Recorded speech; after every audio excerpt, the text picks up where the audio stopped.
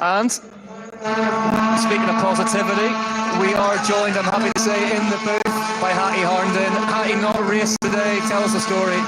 Yeah, I mean, I had a couple of issues yesterday. I hit the ground, so you know, if you want to be in it at the moment, you've got to be right up there and on it all the time. And these women are showing that. I mean, you know, no time to make a mistake.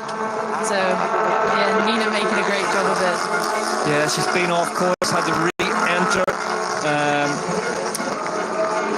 where she left it. This one, not one for the personal highlight reel of Hoffman. Always a big smile, always positive.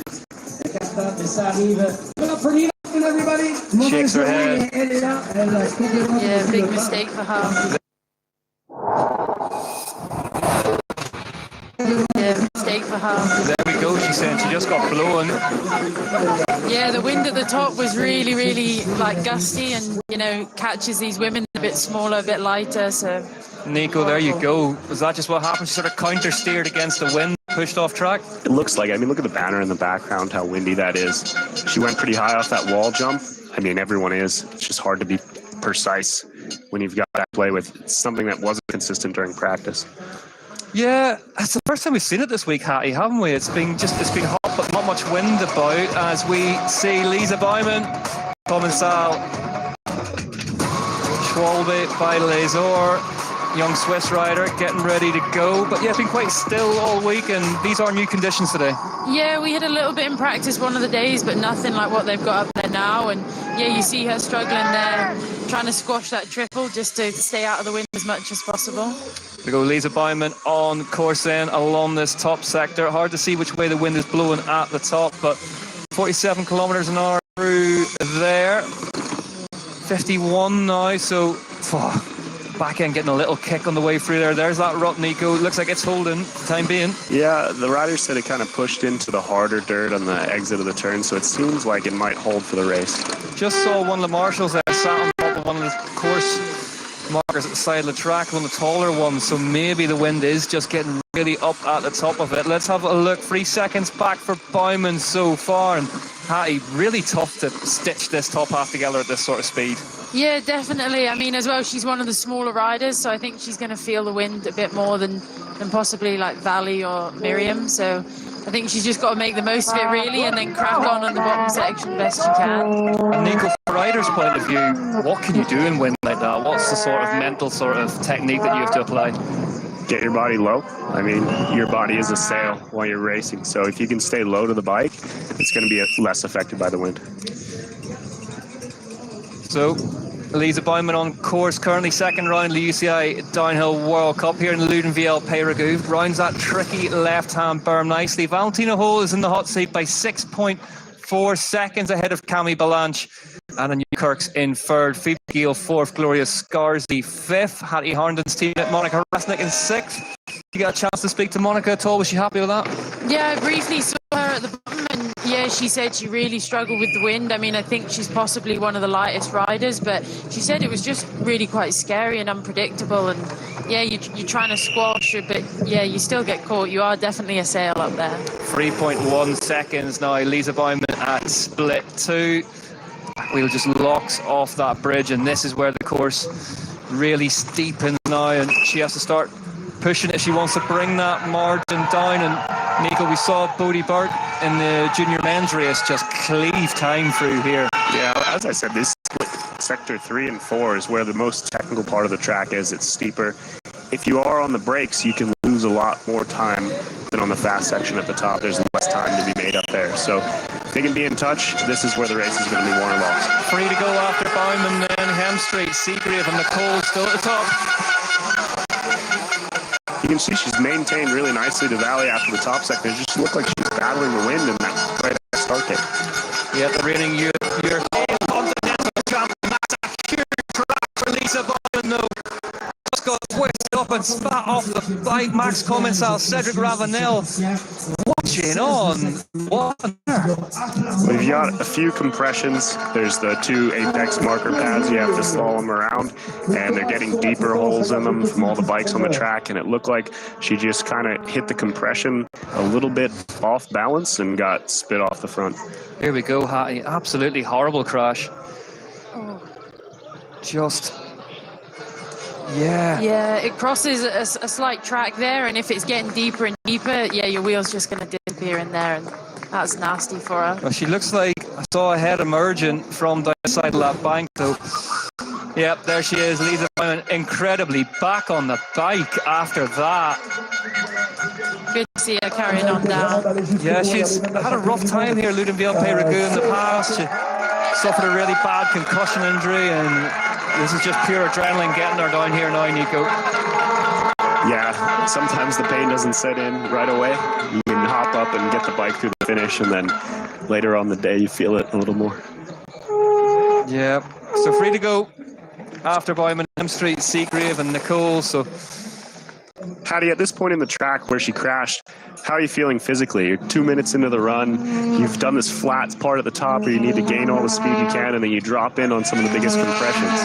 Yeah, I think it's really the compressions that are really going to catch you out. I mean, you're kind of just bracing as much as you can and gripping really hard if your hands aren't going to fall off. I mean, I know it definitely after this jump section she's coming through now, that's where it really will hit you.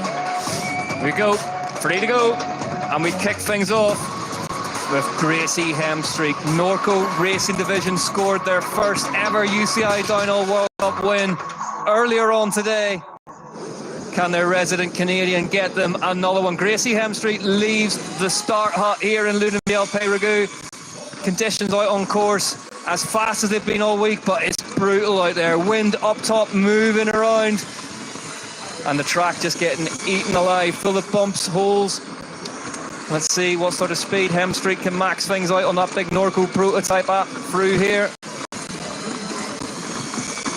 Yeah, you can see she's working really hard, pumping the bike a lot, and that's definitely one of her strengths. She puts down some really good times in these top sections, so yeah, definitely one to watch out for. Nico, she had a bit of a falter in the start of last season. She had an injury, as we see Lisa Bowman thankfully down across the line in one.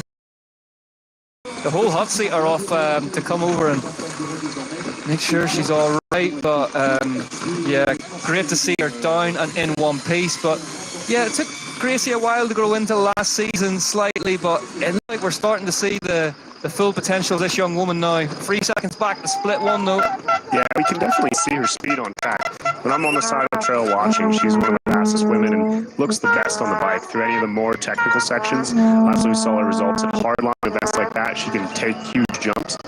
Looks like this 3 seconds back, similar to Lisa. It's just to do with the wind. Yeah, Hemstreak crosses that gap lane, heads into that sort of really cut up off camber traverse before plunging down into that left hand. We see all the bedrock exposed, dust covering it. Quite hard to see up there, Hattie, as well, looks like today. Yeah, I mean, the dust is kicking up more and more, and yeah, I think just got to make the best of it, really, and she's doing a great job of it. Nico nodding approvingly beside me, likes what he sees. First girl we've seen jump that out of the turn.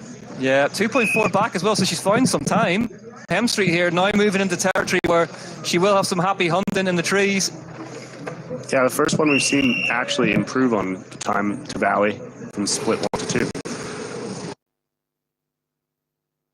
Down, and they'll want to hit, Finn Wiebelhaus will want to hit the exit line as soon as the clock strikes 0. He must not get to the exit line beforehand. He cannot slow down in the fast lane. So when he leaves, look at his eyes. He's looking at the dashboard and all of told him when to go. Now onto the pit speed limiter as soon as he's up to speed. And in theory, he'll hit the line when the clock strikes 0. We're looking at car number 1, 100.3. So 0.3 of a second over. That's a good safety margin. He's out back onto the track. Also there into the pits is Nicholas Callas handing it over to Max Rice. So exactly the same procedure there. We'll look to see whether that is going to be the long stop or the short stop. Chris alongside me is making notes so that we can work out who has done what, and so that we know at the end of the race who has done their long stop, who has done their short. Right, here we go. So there's Max Rice opening the door. Going to tear the driver out, Nicholas Callas. He has done a sterling job. Max Rice as well, one of the real up-and-coming talents in GT racing. Great guy, a great team, both of them in fact had a good partnership. They seem to be really getting on well together. Neither of them have much seat time in the car. They're getting used to the Mustang, so they've had very little time. As we see our race leader, Janis Fischer, just coming round to lap Alex Fack at the moment. Of course, Janis Fischer will need to come in the next 4.5 minutes into the pits. See the clock ticking down for what will be Max Rice in the number 3 car in the pits. Here comes our race leader, so he's continuing for another lap, but he's going to have to come in before too long. Simon Birch, he's still out at the moment. The gap between first and second is 1.695, so Birch is not allowing him to get away. There he is in the red and white, the forward at most of the red and white Porsches into turn 1. So that's your first and second. Both need to stop. Bulatov in third place also needs to stop. Jonathan Cecotto in fourth place also needs to stop. Dante Rapinge is fifth ahead of Carrie Schreiner. All of these need to stop, as does Tim Zimmerman and Jonas Karkens. The leading stopper at the moment is Alex Fack. Problems here. Oh no, and it looks as though we've got a problem with that car. They're pushing it back. There is Nicholas Callas and Max Rice. Max Rice is there undoing his helmet, and it looks as though there's a problem with the car. I can't hear what they're saying, but this is a disaster, and it looks as though Max Rice is not going to get a drive today. Looks like there may well be an issue. Oh, what a shame. So the pole sitting car, and having finished on the podium yesterday, clearly an issue. They've pulled the car back, and there is Max Rice, and he will be so frustrated. They were so excited yesterday. Now, what is going on here? They've taken the boot lid off, so something, I wonder if it's to do with the damage on that rear. You see, they're looking at that rear left quarter, aren't they? And I wonder if it's something that has become as a result of the incident on the opening lap of the race. Whichever way, podium or potentially a finish now very much out of the question, and it looks as though at that point Max Rice was in the car. Right, here's no, it does not. Is he going? Looks as though no, he's out of the car, and it looks as though they are retiring the car. So that is a real shame, isn't it? Right, Jonathan Cecotto is now into the pits. Also, Carrie Schreiner, Tim Zimmerman, Jonas Karkens is in. We've only got 2 minutes and 15 seconds for the top 3 to come in. So Janis Fischer, Simon Birch, Dennis Bulatov are going to have to get their skates on. Right, here we go. This is the leader, Janis Fischer. Simon Birch has caught up with him. He fancies passing him before they get into the pit window. Right, Jonathan Cecotto handing over to Dennis Fetzer, who had a very brief stint in the car yesterday, looking to make up for that, so he's in. Dante Rapinge, he's had an epic opening stint, handing over to Simon Ladniak in the number 6 car. So it's the long pit stop for the number 2 car. So Jonathan Cecotto, Dennis Fetzer getting their long stop out of the way nice and early. Right, these two are going to have to come in this time around, because they're not going to have enough time to get around before the clock strikes 0. So they're both going to have to pit first and second. They're going to come into the pit lane at the same time. About 1, 2, 3 all come in pretty well in a row. Dennis Bulatov is about 5 seconds back from this. Rapidly in they come into the pits. So Janis Fischer in the number 21 car. Moritz Viskerschen will be standing by to take over. Leo Pichler will be standing by to take over from Simon Birch. And Nico Handke will be standing by to take over from Dennis Bulatov. So this is going to be critical to get the minimum pit stop time exactly on the money. You do not want to be losing time in the pits, but you don't want to get too eager and try and do an overtake and end up going below the minimum pit stop time. Right, they come to a stop. So let's have a look. At the moment, the refueling starts. Remember, the refueler has to be clear of the car before any wheel changes can take place. So we won't know. Right, he's clear of the car. So this is a short stop for Janis Fischer and Moritz Viskerschen. So a short stop for the car that was leading. Oh no, yes it is. I saw. I'm just looking. Actually, is there a? I can hear the wheel gun going. They're taking the door off. They put it back on again. You need one of those on it. But I just checking. There isn't actually somebody working on the car. No. So it is a short stop for number 21. But there is a wheel change on the Simon Birch and Leo Pichler car. So they are going for their short stop. So they're going to come out in front, behind, should I say, the race leader.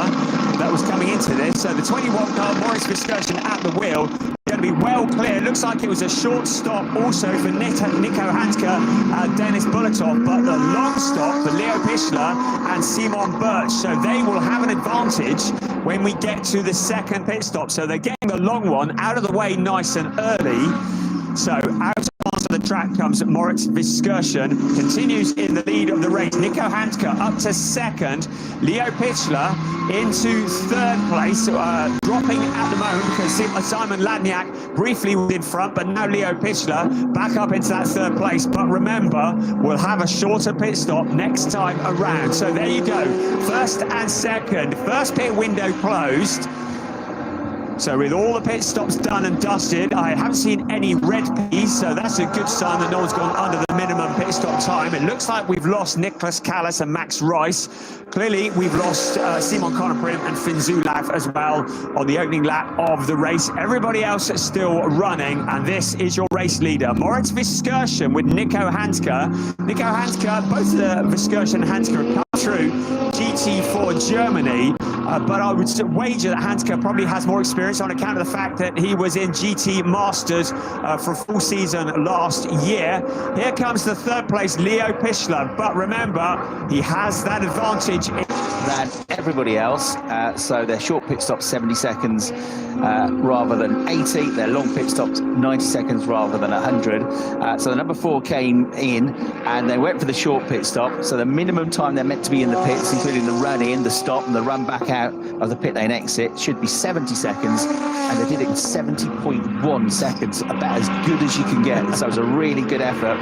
The ones that have really kind of lost out, they've done a short pit stop, the number 21 Schnitzelhelm car, but their short pit stop should have been 80 seconds. They lost 4 seconds, they did it in 84. So they'll be up at the moment because they've had a short pit stop, but they lost 4 seconds compared to what they should have had, really. And they might be about to lose the lead here because Nico Handke in that Audi, which is loving these wet conditions, has closed in on the race leader. So Moritz Viskersen goes wide. Come on, keep it at the gravel, keep it going. He's certainly lost the lead. You see the wide eyes as he tries to get it back on track. The gravel bumping up onto the windscreen. He's kept it going, but that is just handed the lead on a plate, gift wrapped to Nico Handke. Moritz Viskersen drops down into second. Him, Leo Pichler, is quite a long way back still. Let's have another look here. The track's so it's going deep, getting off the racing line onto that really slippery section. Going onto the gravel, but not too deep. So the gravel's slowing the car down, but not bringing it to a stop. Just really important to keep on the power. I think it was up at 7, I think it is. But he keeps it going. Skirts across the gravel, is able to rejoin, somehow has held on to second place. So Leo Pichler wasn't close enough to do anything about it as a result of that longer pit stop. But you can see that's the moment, eyes wide as he tries to get back onto the track as quickly as possible. We'll try and scrub those tyres clean. But a gift for Nico Handke in the Scherer Sport PHX Audi, the team that were formerly Phoenix Racing, just based opposite the Nürburgring on the industrial estate just across the road.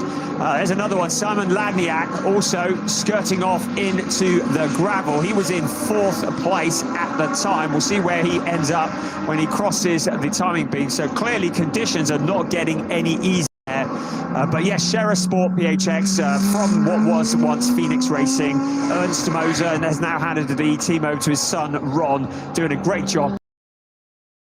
GT Masters. So we saw the number 6 Lambo, the Nico Imoli Engstler car of Ladniak going through the gravel trap. He lost about 10 seconds in the process of getting it back on track, and he also lost a position. So Dennis Fetzer in the number 2 Mustang has come ahead of him now. So the race leader, number 6 Nico Handke in the Audi. And Nico Handke going for the short pit stop first. And then second place, having got the run through the gravel track that we saw, number 21, Moritz Viskersen, also got the short pit stop done first, so they've got a longer pit stop to come. And then third, and in a really good position at the moment, is that red and white Porsche of Leo Pickler. Now, they did their long pit stop first, which means their next pit stop is going to be 20 seconds shorter than the two cars ahead of them. At the moment, he's 22 seconds behind the race leader. So if he can get to within 20 seconds, in fact, he's not anymore because they come through, he's starting to close the gap, I think. But within 20 seconds, then he basically has a chance of getting back in the lead. Dennis Fetzer in fourth place, number 2. They also did their long pit stop, so they've got a shorter pit stop to come. So the cars in fourth, number 14 Porsche, number 2 Ford, will have much shorter pit stops than the two cars ahead of them when we get to the next window. Looking at a replay of Finn Wiebelhaus, one of the stars, the comeback stars of yesterday, sailing past Leighton Fury in the number 11 BMW. I think Fury struggling for traction again, the BMW really struggling in these conditions. So that's another position for Finn Wiebelhaus as he continues his march forwards through the field, looking through the mist and the murk, headlights ablaze. And there is Julian Hanses, who's taken over from Eduardo Cossetag. He's like, let me show you how it's done. He's up to 7th place. It was stone last at the one point in this race. So fighting forwards, Julian Hanses, a hugely talented driver. I've already mentioned to you, if he's got wheels, he'll drive it and he'll win in it if at all possible. And he's proving that as he pushes forwards. There is Moritz Viskursen. After that moment, we're having another look here where he went off onto the gravel. Is this the same one or is this a different one? But I think it's the same moment, isn't it, where he went off onto the gravel, was able to keep it all going and rejoin. But that has just handed more of an advantage to Leo Fischer. But Simon Lagniac now, if this brings out a safety car, this will really change the dynamic for those that have taken their long pit stop first. But at the moment, it could be a full course yellow. I think we're going to get a caution because Simon Lagniac is stranded out on the gravel. Clearly, that part of the circuit is very, very slippery. He's out on turn 7 and he's there. I don't think he's going anywhere in a hurry. He was trying to get the position back from Dennis Fetzer, wasn't he? Trying to go around the outside of him. Fetzer on the inside, and then he just lost grip, understeered, and as soon as you touch that grass, which has become mud, back end skittered around. But he was trying to get 4th place back away. It's a full course yellow that we're going to go for now. Now, Nico Hanke, any kind of safety car would be a nightmare for him because he's 28 seconds up the road on 3rd place, and 3rd place is the one he's really trying to beat because his pit stop's going to be 20 seconds longer than the team in 3rd. Alex Fack showing us coming into the pits. Here he is. So Alex Fack comes in. Now this is an issue, and they were in a good position as well because as a pro-am pairing, they get shorter pit stops than several cars that he got lined up. So in comes Alex Fack, and I'm afraid this might be an issue. Having had a strong race yesterday, that looks like it might be that in terms of the race. Ooh, oh, has he got a puncture? Is he going to change? Looks like it might. Oh, is he changed? Yeah, it looks like he's got a puncture because you wouldn't change, you're not allowed to change tyres outside. Now, I'm not entirely sure what's happening there. They're allowed to change a tyre if they've got a puncture, but outside of the pit windows, you cannot do tyre changes unless it's from wet to dry. There is a wing mirror going south. Now, I need to probably check the rule book as to whether you can change wets for wets. I don't think you can during the race if it's not in a pit window. So I'm not entirely sure what's happening there. Unless he had a double puncture. It didn't look like it to me. But we'll keep an eye on the timing screen. Just talking to the timing screen, we saw Max Rice retiring from the car. And one thing I've noticed is that car number 3, which is that car, did receive a black and orange flag, which is a warning they needed to come into the pits because the car was in a dangerous condition. So the Nicholas Callas Max Rice car was called into the pits by race control with a black and orange flag, what is affectionately known as the meatball flag. But that is why it came in, and clearly they decided whatever the issue was, it could be repaired. Right, now, this is not the pit window. They're wet tyres that are ready to go on. They're wet tyres that are coming off as far as I can see. Yeah, I mean, if they were taking slicks off, now I'm not entirely sure that is within the rules to change 2 tyres. I'm looking at, I'm going to need to look at the small print of, oh no, it's all 4, but it's outside of the pit window. So still going to have to come into the pit window, aren't they? Because the pit window is starts with 25 minutes to go. Yeah. Yeah, but tyre changes are not normally permitted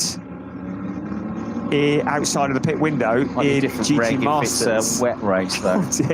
We're looking at Appendix 37F or something for this one. I must have been not happy with the tyres, though. Yeah. To have come in and Do wet for change wet. tyres, yeah. We'll find out about that. Right, under investigation for entering the pit lane under full course yellow, apart from anything else. So they thought they could do a cheap stop under full course yellow, I think, which they're not allowed to do that here. And that is an investigation by race control. And I did actually look at that. I printed it off somewhere. I've lost it now. But there is an issue here at the Lausitzring. We're under full course yellow. The pit window, well, you can't come into the pits. It's certainly not counted as a mandatory stop. We're getting right into the dark depths of the rulebook here. And there are people that are way cleverer than me that will probably be looking at that and deciding. We'll let you know if there is any outcome from any of that. At the moment, the outcome of this full course yellow, Nico Handke praying in the car that it doesn't become a safety car. That is for sure, because that gap is going to be critical. So leads the way. Moritz Viskursen, 22.156 behind. Leo Pichler, 20.985 behind him. Of course, with the full course yellow, everybody decelerates, accelerates at a slightly different time when it comes out and when it finishes. So you do get a change in the gap. But we are now 10 seconds away from going back to green flag onto the power. Dennis Fencer, the grunt of that Mustang. You listen to it, you can hear the grunt, you can see it when he hits the power. Right, we're back under green flag condition. So away we go once again. Alain Valente, he's a fairly wise and steady pilot at the wheel of the Audi, having taken that from Carrie Schreiner, and he is going to be pressuring Dennis Fencer. We saw him last year, very impressive at the Red Bull Ring as a guest driver, doing a full season this year in 4th place. Alain Valente, I think, is going to be putting the pressure on. Look at the background, Julian Hanses, those lights. Oh, it's Mr. Corner! And into the gravel. Straight through. That big, heavy Mustang's difficult in these conditions, isn't it? And Fetzer a long way deep into the gravel now, losing a ton of places. He'll get it back on track, but he's going to lose 10 or 12 seconds at least here.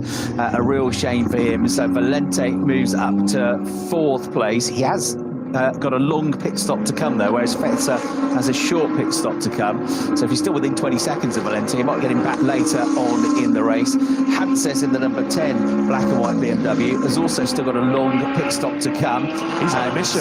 Bits of bodywork flying off one of the BMWs here by the looks of things.